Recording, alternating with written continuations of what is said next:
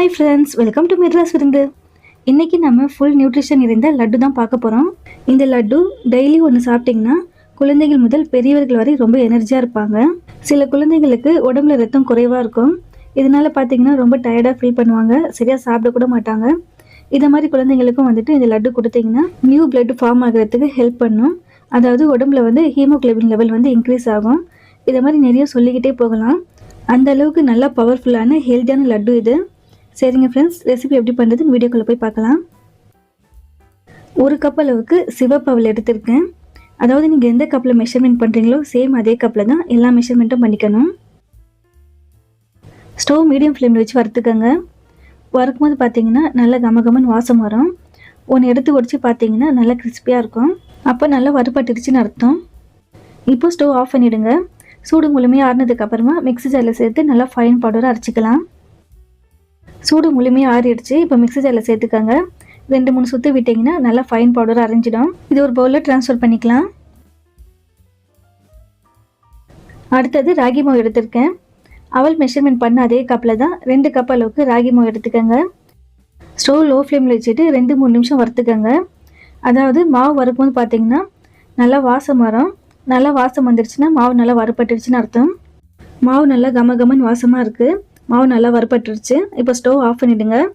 நம்ம அவல் வச்சுருக்க சேம் அதே பவுலில் தான் இந்த மாவும் சேர்த்துடுங்க. இப்போ இது கூட 1/4 ஸ்பூன் அளவுக்கு உப்பு சேர்த்துக்கோங்க. இது எல்லாமே நல்லா ஒரு முறை மிக்ஸ் பண்ணி விட்டுக்கோங்க. இப்போது மாவு கூட கொஞ்சம் கொஞ்சமாக தண்ணி சேர்த்து அடை மாவு பக்குவத்துக்கு மாவு பிணைஞ்சிக்கோங்க. நம்ம ஊரில் ரொம்ப ட்ரெடிஷ்னல் ஸ்வீட் ரெசிபி சிமிலி உருண்டை தான் இது. எங்கள் வீட்டில் வந்து எங்கள் அம்மா இந்த ஸ்டைலில் தான் செஞ்சு கொடுப்பாங்க. அந்த ரெசிபி தான் உங்கள் கூட ஷேர் பண்ணியிருக்கேன். சிமிலி உருண்டைக்கு வந்து அவல் சேர்க்க மாட்டோம். அது மாதிரி சில இன்க்ரீடியன்ஸும் சேர்க்க மாட்டோம். ஆனால் இந்த ஸ்டைலில் செஞ்சு சாப்பிட்டு பாருங்கள், நல்லா மணமாகவும் நல்லா சுவையாகவும் இருக்கும். அடை மாவு பக்குவத்துக்கு மாவு நல்லா பிணைஞ்சாச்சு.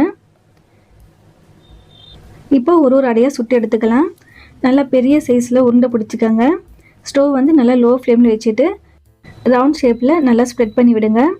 மாவு ஈரப்பதமாக இருக்கனால இதை போல் தட்டி விட்டிங்கன்னா நல்லா ஸ்ப்ரெட் ஆகும். இதுவே கொஞ்சம் ஈரப்பதம் இல்லாமல் இருந்துச்சுன்னா கையில் வந்து லைட்டாக தண்ணி தொட்டுட்டு இதை போல் ஸ்ப்ரெட் பண்ணி விடுங்க. பிகினர்ஸாக இருந்தால் கண்டிப்பாக வந்து இப்படி ட்ரை பண்ண வேண்டாம். ஒரு வாழை இலை அப்படி இல்லைன்னா ஒரு கவரில் லைட்டாக எண்ணெய் ஸ்ப்ரெட் பண்ணி விட்டுட்டு இப்போ நான் வந்துட்டு இப்படி எப்படி அடை தட்டியிருக்கணும் அதே மாதிரி அதில் அடை தட்டிட்டு அதுக்கப்புறமா பேனில் வந்து சேர்த்துக்கோங்க. மேலே வந்து நல்லா ட்ரை ஆனதுக்கப்புறமா திருப்பி போட்டுக்கோங்க. இப்போ இதுக்கு மேலே 1/4 ஸ்பூன் அளவுக்கு நெய் சேர்க்குறேன். நெய் வந்து ஃபுல்லாக இப்படி ஸ்ப்ரெட் பண்ணி விடுங்க. நெய்க்கு பதில் நல்லெண்ணெய் சேர்க்கலாம், அப்படி இல்லைன்னா தேங்காய் எண்ணெய் கூட சேர்த்துக்கலாம், உங்களுடைய விருப்பம் தான். இப்போ பாருங்கள் நல்லா ஃபுல்லாக ஸ்ப்ரெட் பண்ணியாச்சு. இரும்பு தவா இருந்துச்சுன்னா அதுலேயே இதை போல் அடை செஞ்சுக்கோங்க. ஏன்னா இரும்பு தவான்றனால இன்னமும் கொஞ்சம் அயன் கிடைக்கும். இப்போ இந்த அடையை திருப்பி போட்டுக்கலாம். மறுபடியும் 1/4 ஸ்பூன் அளவுக்கு நெய் சேர்த்துட்டு நல்லா ஃபுல்லாக ஸ்ப்ரெட் பண்ணி விட்டுக்கோங்க. உள்ளே வந்து ஈரப்பதம் இல்லாத அளவுக்கு நல்லா ட்ரையாக வதக்கிக்கோங்க. சப்போஸ் நீங்கள் வதக்குனது வந்து ஈரப்பதமாக இருந்துச்சுன்னா மறுபடியும் வந்து தவாவில் சேர்த்து நல்லா ட்ரையாக வதக்கிக்கணும். இப்போ பாருங்கள் ஃபுல்லாக நல்லா ஸ்ப்ரெட் பண்ணியாச்சு. அடை வந்து நல்லா இப்படி திருப்பி போட்டு நல்லா அழுத்தம் கொடுங்க. அப்போ தான் உள்ளே நல்லா வேகும். ஏன்னா சில பேருக்கு வந்து ராகி மாவு சரியாக வேகாமல் கொடுத்தீங்கன்னா உடல் உபாதைகள் ஏற்பட வாய்ப்பு இருக்குது. அவ்வளோதான், அடை நல்லா வெந்துடுச்சு. உள்ளே வந்து மாய்ச்சர் இல்லாத அளவுக்கு நல்லா வதக்கியாச்சு. இதே மாதிரி தான் எல்லா மாவுலையும் செஞ்சுக்கோங்க. அவ்வளோதான், எல்லா மாவுலேயுமே அடை செஞ்சாச்சு. சூடு முழுமையாக ஆறினதுக்கப்புறமா சின்ன சின்ன பீஸாக பிச்சு ஒரு பிளேட்டில் ட்ரான்ஸ்ஃபர் பண்ணிவிடுங்க. அந்த காலத்தில் வில்லேஜ் சைட்னா பார்த்திங்கன்னா களிமண் பாத்திரம் தான் அதிகமாக பயன்படுத்துவாங்க. இந்த அடை வந்து இப்போ நம்ம இரும்பு தவாவில் வந்து செஞ்சுருக்கோம் இல்லையா, அவங்கன்னா பார்த்திங்கன்னா இந்த களிமண் தவா இருக்கு இல்லையா அதில் தான் வந்துட்டு அடை செய்வாங்களாம்.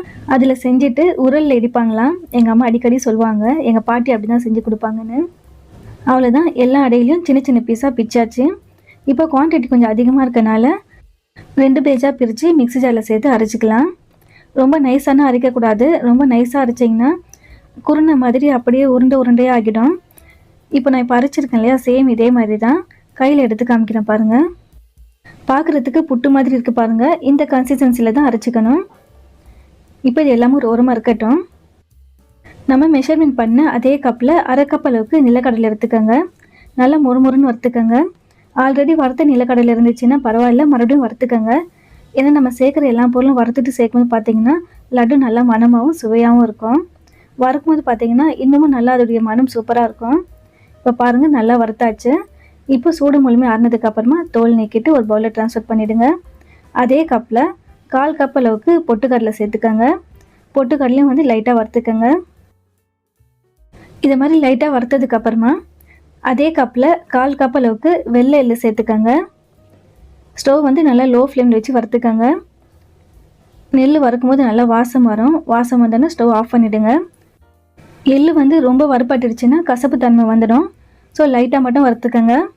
இப்போ பாருங்கள், இந்த அளவுக்கு வறுத்ததும் ஸ்டவ் ஆஃப் பண்ணிவிடுங்க. ஒரு பவுலில் ட்ரான்ஸ்ஃபர் பண்ணிக்கலாம்.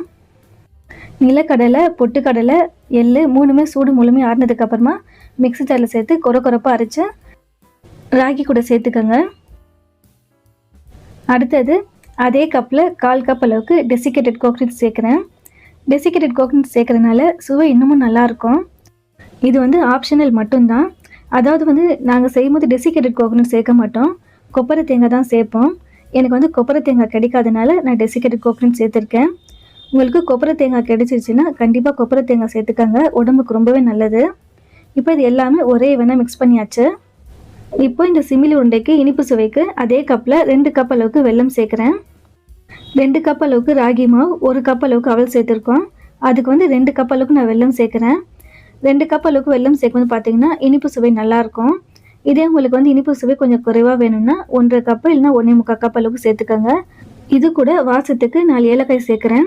உங்கள்கிட்ட ஏலக்காய் பவுடராக இருந்துச்சுன்னா ஒரு 1/2 ஸ்பூன் இல்லைனா 1 ஸ்பூன் அளவுக்கு சேர்த்துக்கோங்க, நல்லா வாசமாக இருக்கும்.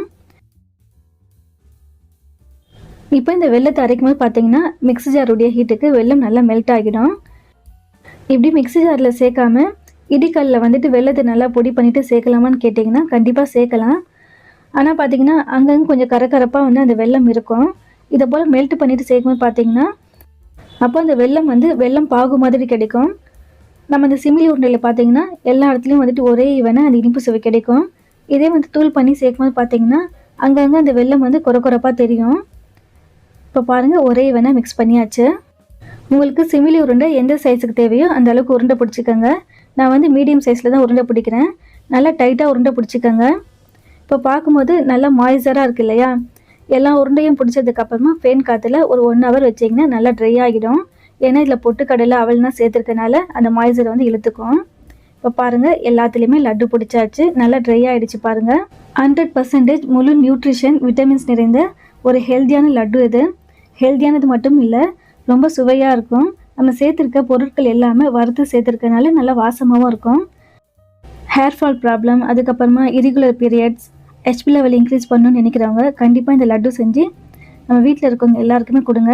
ஏன்னா இது முழுமையான ஒரு ஹெல்த்தியான லட்டு. இந்த ரெசிபியில் உங்களுக்கு ஏதாவது டவுட்ஸ் இருந்தாலும் கமெண்ட்ஸில் கேளுங்க ஃப்ரெண்ட்ஸ். எப்போவுமே சொல்கிற மாதிரி தான், உங்களுக்கு இந்த ரெசிபி பிடிச்சிருந்துச்சின்னா கண்டிப்பாக வீட்டில் ட்ரை பண்ணி பாருங்கள். ட்ரை பண்ணி பார்த்துட்டு எப்படி இருக்குன்னு என் கூட கமெண்ட்டில் ஷேர் பண்ணிக்கோங்க. ஃப்ரெண்ட்ஸ், ஃபேமிலி, ரிலேட்டிவ்ஸ் வேறு யாருக்காவது இந்த ரெசிபி தேவைப்பட்டாலும் இந்த வீடியோ ஷேர் பண்ணி விடுங்க. மறக்காமல் நம்ம மெட்ராஸ் ஃப்ரெண்ட்ஸ் சேனலுக்கும் சப்ஸ்கிரைப் பண்ணிக்கோங்க. தேங்க்யூ.